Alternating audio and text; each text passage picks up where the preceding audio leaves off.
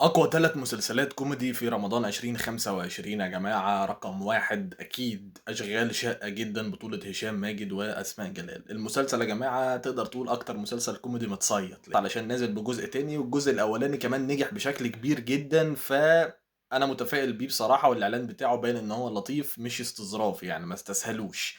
أما رقم 2 بالنسبة لي هو مسلسل النُص لأحمد أمين. المسلسل أنا باثق في أحمد أمين جدًا، يعني أنا شُفت الإعلان بتاعه، الإعلان لطيف، غير كده أنا عارف إن أحمد أمين ده يا إما هينزل لك بحاجة حلوة، يا إما هيقعد 3، 4 سنين ما يشتغلش، يعني مش فارقة معاه، يا حاجة حلوة يا بلاش منه.